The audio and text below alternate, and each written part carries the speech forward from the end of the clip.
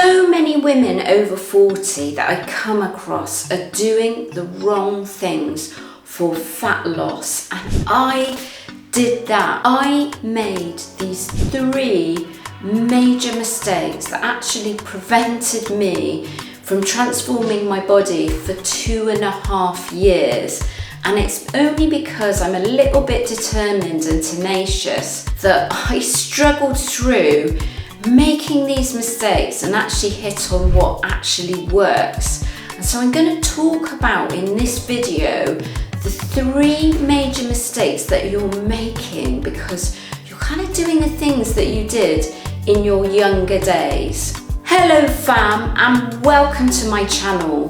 My name's Melissa Neal, and this channel is all about helping you if you're a woman over 40 or like me over 50, and I'm 57 now. It's all about helping you transform your body and get in amazing shape.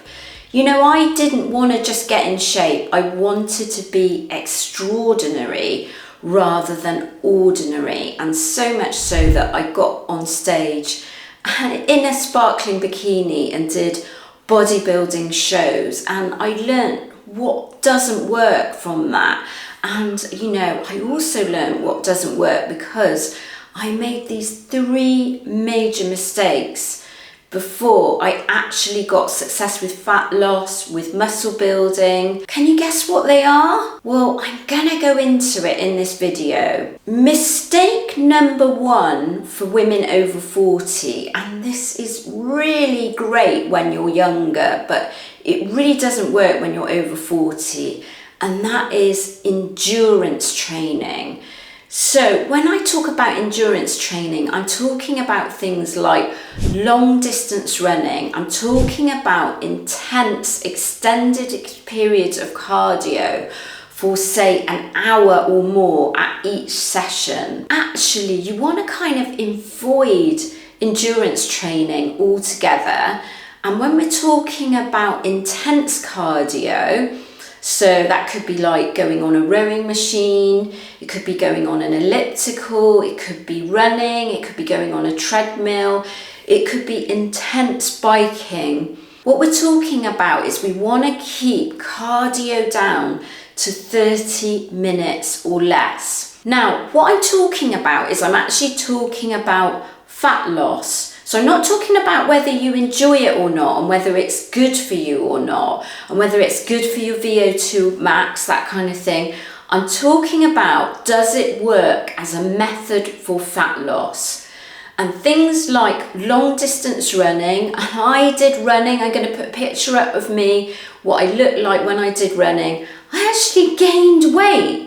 I gained weight doing running. The reason being, why is it a problem? Well, the reason being, it's actually going to make your metabolism worse. So, extended periods of intense cardio. I'm not talking about walking. I am going to talk about walking when I talk about what you can do instead. But I'm not talking about walking. I'm talking about running and other types of intense cardio. If you do them for extended periods of time, so you like me, you're training for a half marathon, maybe you're doing 20 miles a week, what that's going to do is it's going to deplete your muscle mass.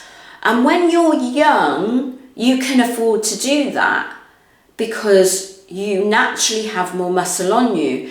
But as you get older, what's happening when you reach over the age of 40, you're actually naturally losing muscle mass at a rate of 1%, just under 1% per year. And you can't afford to lose muscle mass. And so what cardio is going to do, what putting in running and kind of intense cardio, too much of it, we do need to be doing some of it, is actually going to deplete your muscle even more. And you don't want to do that. What you want to do to like boost your metabolism is you want to increase your muscle mass. And so what you can find if you're doing things like long distance running or extended periods of cardio, what I'm talking about is intense cardio, is You start to lose muscle. That's what happened to me. So I actually started to gain weight. I also got hungrier. So I kind of consumed more food. It was more difficult to control my appetite. And what happens is you're going to get the body shape that you don't want. Typically, because you're not going to retain muscle, you're kind of going to get that skinny fat. And what happened is I retained fat around my midsection, and I just couldn't shift it when I was incorporating all that running. So what do you want to do instead? You want to be lifting weights. You want to be doing short sessions of cardio. So preferably it's high intensity interval training. So that's kind of when you're doing 30 seconds of intense and then a minute to 2 minutes of walking pace. That really supports muscle building. And what you want to be doing is walking. Walking also supports muscle building. Now, if you want a program that actually incorporates all the right things to do, I actually have a free 7-day program. You can download that today. It's yours free for life. You will never be charged. You don't have to give your payment details. You'll never be charged for using that program. So you can download that today and kind of get a taster of exactly what you should be doing. The number 2 mistake that I made, and lots of women make this that come to me and they're kind of not seeing results, is extreme fasting. So what do I mean by that? I mean 24-hour fasting. I mean eating 1 meal a day. I mean having a very extended fasting window and a small eating window of, say, 2 hours a day, 3 hours a day, maybe even 4 hours a day is not quite enough. So why is that a problem? You're simply, and this is what happened to me, not going to be consuming enough calories to support your metabolism as you get older. So as you get older, what you want to be doing is putting in strategies that are going to boost your metabolism. And extreme fasting is going to slow your metabolism down because you're not going to be getting enough calories to support your metabolism. You're not going to be taking in enough protein to support your metabolism, and therefore you're going to lose muscle mass. So what you can find with extreme fasting, yes, you're going to lose weight, you're going to lose scale weight, but you're also going to lose water and you're going to lose muscle mass. Some of it, yes, will be fat. And the other big problem with it that I find women report to me is they actually have to stop working out, because if you're eating 1 meal a day, you just don't have enough energy for training and working out, and particularly for lifting weights. So a huge mistake that I made was I was going into the weights room lifting weights, but I hadn't consumed any food. I was doing it on an empty stomach, fasted. So firstly, I didn't have as much energy for performance in the gym. So things like consuming carbohydrates before you work out, it's going to give you a huge amount of energy to actually lift the weights, which in turn is going to help you build muscle, which in turn will boost your metabolism.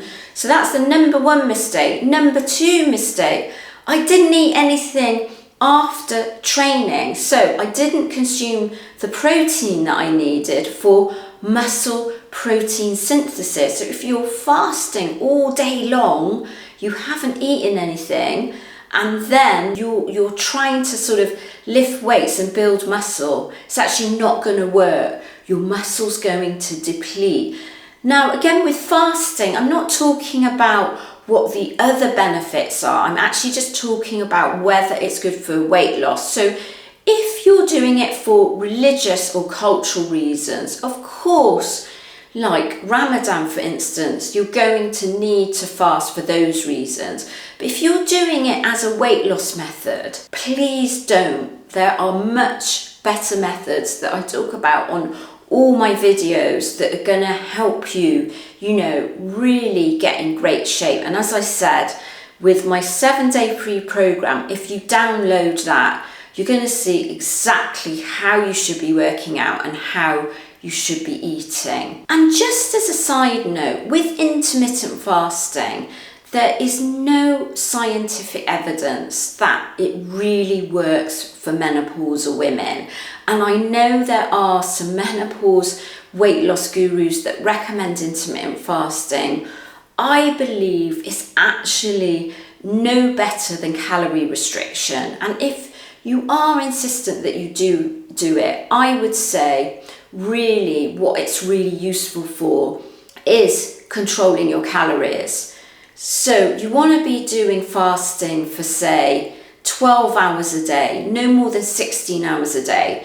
That way, you know you're going to be able to get in the calories and the protein that your body needs. And just to highlight that, there's a new, really significant study that has been carried out on a randomized and control group that actually shows intermittent fasting is no better than calorie restriction when it comes to actually losing body fat, losing weight. And so what they did, I'm going to sort of put an extract of it here and I will link it in the description, is they carried out a study on 41 people, 41 obese people, and the group that did time restricted eating over 12 weeks lost 2.3 kilos, and the group that did calorie restriction actually lost more. They lost 2.6 kilos. So there's really no need to do it, no significant difference. I believe that if you find it a useful tool for calorie restriction, so it's like, oh, I'm not simply going to eat at certain times of the day, then it could be useful for you.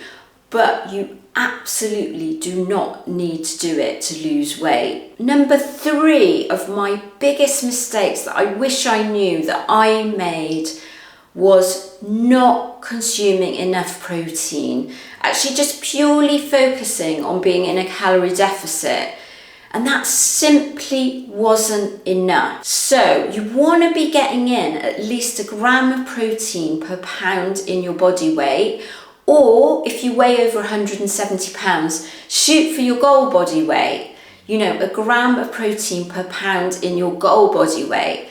You are going to find your body turns into a fat burning machine. Why is not taking in enough protein a problem? So simply put, as I said in some of the earlier things that you can do wrong, you need to be building muscle, and protein is going to help you build muscle. But not only that, if you're taking a lot of your calories from protein, your body is simply going to be burning more calories by eating. You burn more calories by eating protein than you do by eating carbohydrates and fats. So if you're kind of taking in, say, 30 to 40% of all your calorie intake through protein, your body is simply going to be burning more calories by doing that. You're also going to find you have more satiety. So you're going to feel satisfied, not hungry. You're less likely to snack. So those are the 3 great reasons to get more protein in. That is muscle building, satiety, and actually burning more calories. So it's going to completely boost your metabolism. If you find this video useful, do let me know in the comments section. Do let me know, have you made these mistakes like I did? Are you going to drop them, or maybe you have dropped them and noticed a significant difference? Do let me know, and don't forget to download my free 7-day program, which I will also link in the description.